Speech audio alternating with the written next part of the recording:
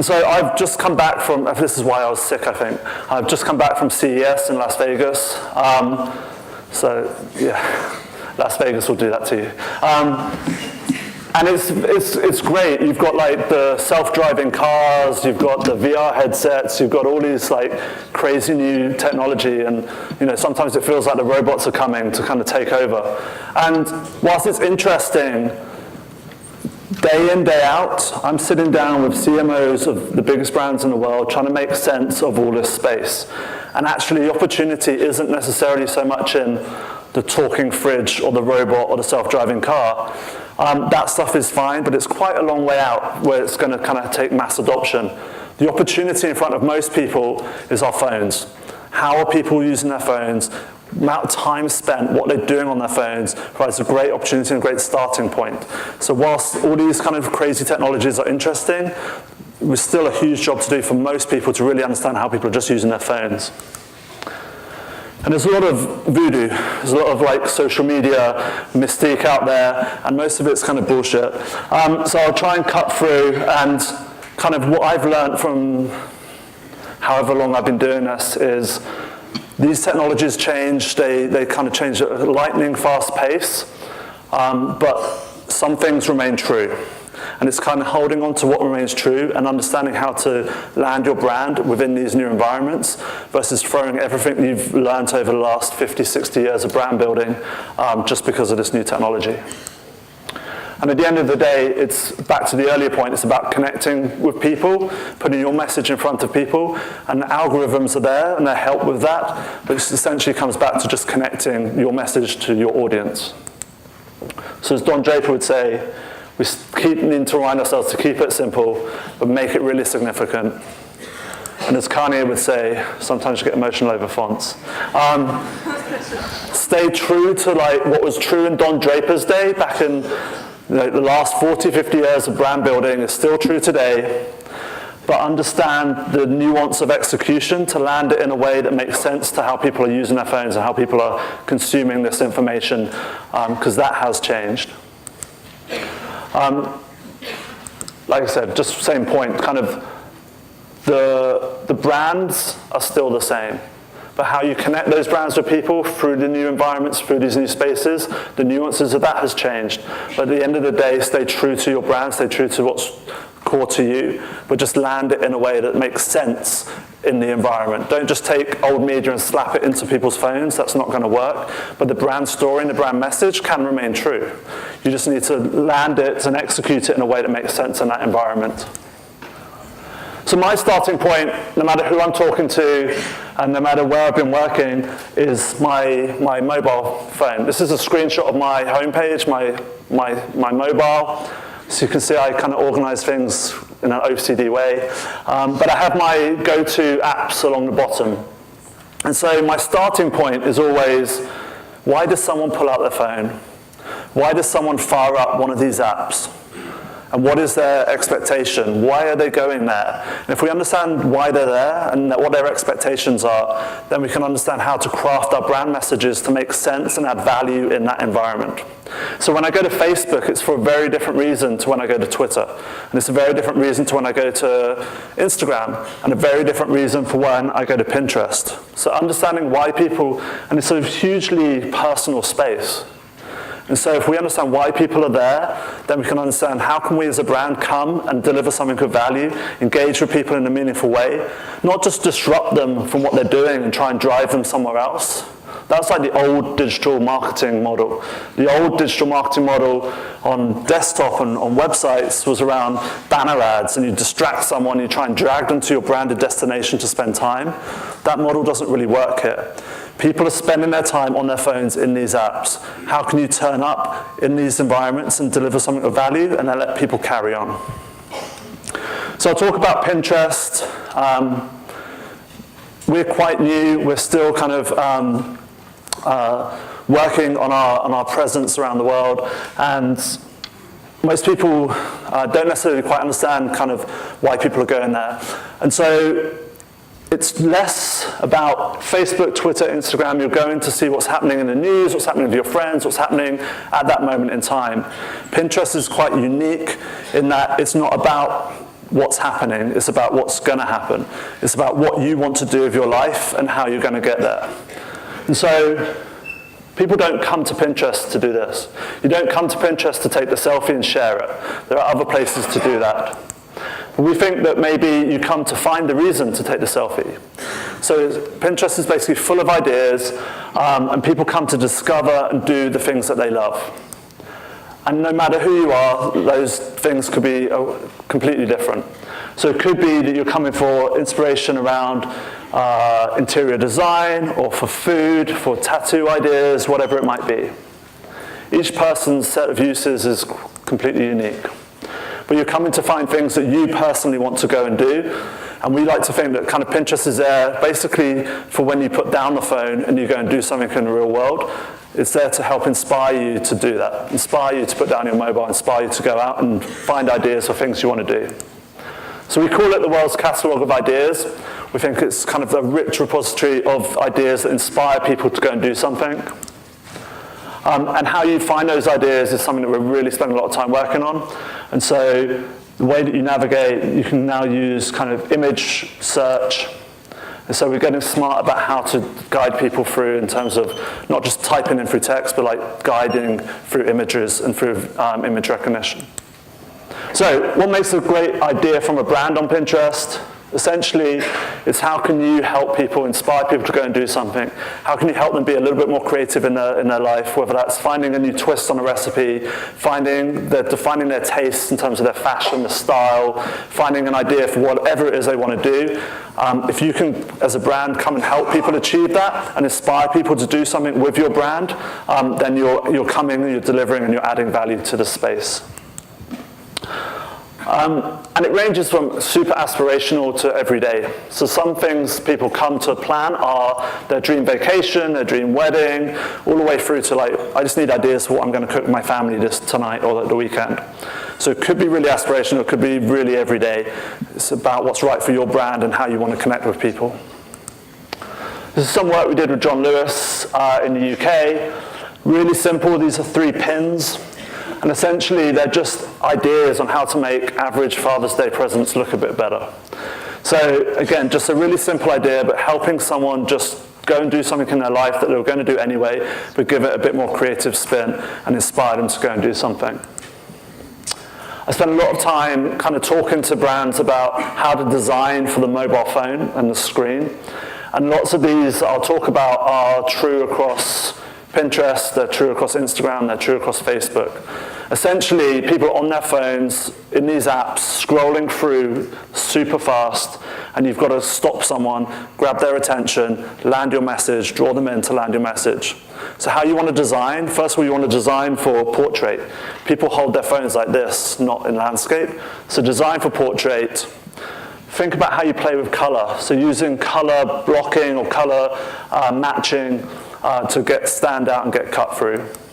Think about lighting and texture and how your image can just suddenly grab someone's attention and kind of draw them in. Think about text, how image and text can work together. So on Pinterest, there's no 20% rule, but how can the copy and the image really work together to land your message? Use repetition, again, just different ways to create cut through, create visual intrigue and draw someone into what it is you have to say. And space.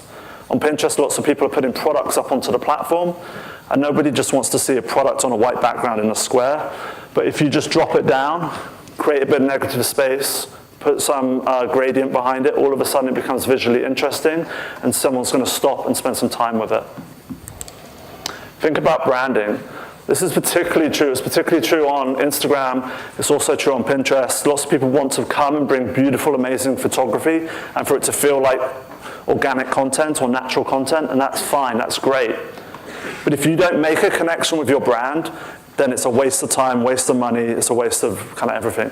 You've got to land that connection with your brand. And it doesn't necessarily mean just slapping a logo on it. There are lots of different ways to kind of incorporate the brand and make that connection, but it's vital that you make that connection, because if you don't, it could be coming from anyone, and you're not getting any benefit from it.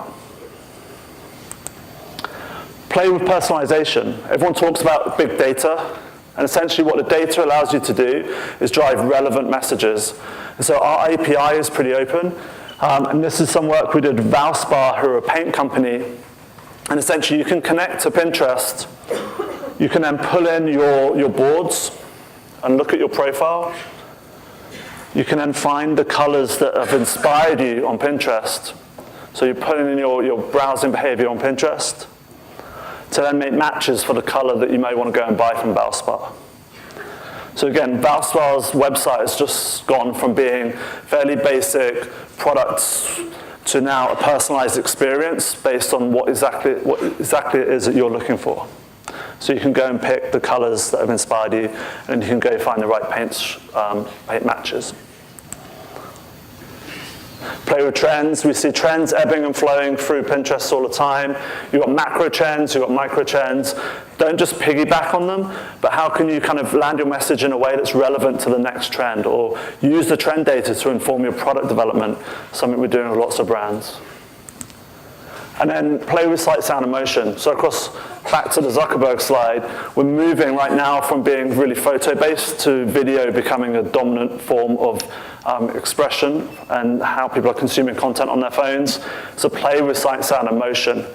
But again, think about it in terms of how people are on their phone.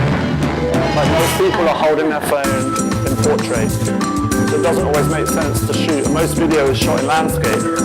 So either shoot in portrait, or maybe like we've done here, kind of take two videos and mash them up together and lay them on top, stack them on top of one of another to take over the screen. So this guy. Just before I wrap up, basically I guess the moral of the story is there are a lot of kind of social media gurus out there, and I was going to put up here like kill all gurus. But essentially, like a lot of bullshit is talked. You've got to basically jump in, find out what works for your brand, stay true to your brand, but find out how through these new platforms and their mobile phone you can connect with someone, and then understand how people are using these phones and the apps to really make sure you execute in a way that feels like it's designed and adds value to the platform. I was going to end on some Facebook quotes. I'll flick through them really quick. Essentially, having worked at Facebook, Instagram, Pinterest, there are no rules for any of this stuff. We're kind of all making it up as we go along. But what each of these companies do is have values that they hold true. And so these are just some of the values from Facebook that I think will help guide you through as this world is kind of changing so rapidly. So people over pixels. Think about the person at the other end of the screen, first and foremost. Move fast, break things, kind of a famous Facebook one. Things move really quick, so get out there and test. Done is better than perfect. Prioritize. Fortune favors the bold. Stay humble. And then last of all, kind of talk less, build more. Like you can talk all day long, you can write strategy decks all day long, but unless you get stuff out in front of people and test it, it's kind of a waste of time, it was meaningless. So that's it from me. Hopefully we've got time for Q&A.